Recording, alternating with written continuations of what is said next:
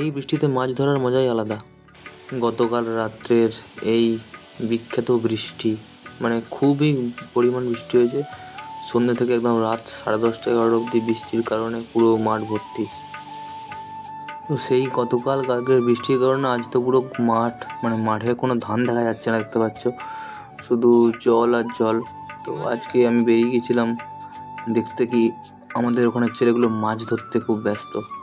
তো ওরা কীভাবে মাছ ধরছে ওটাই দেখাচ্ছি তোমাদের সামনে, দেখতে থাকো শেষ অবধি ভিডিওটা। আর ভালো লাগলে অবশ্যই লাইক কমেন্ট শেয়ার করে জানিও। ইউটিউবে সাবস্ক্রাইব করো এবং ফেসবুকে ফলো বাটনটা টিপে দিয়ে আমার পাশে থেকো।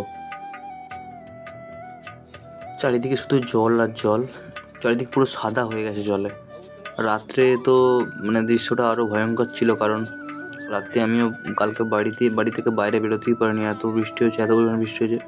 তো চারিদিকটা তোমরা দেখো, এত বৃষ্টি হয়েছে, লোকের দেখলো সব ধানের জমি, এগুলো সব ধান পোতা আছে। তো এই জায়গাগুলো একটু নিচু জায়গা, ডাউন জায়গা, ওই জন্য জমিগুলোতে জল এত পরিমাণ জমেছে যে এগুলোতে আর চাষ হবে নাকি আদেও, সেটাই একটা বড় ব্যাপার।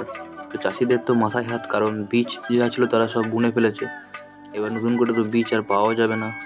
এই দেখো আমাদের এখানে একটা ছেলে মাছ ধরতে ব্যস্ত, সন্তু নাম ছেলেটার, খুব মাছ ধরতে পটু। তো ওর ঠান্ডা লেগেছে, কিন্তু মাছ ধরার নেশাটা একটা আলাদা জিনিস।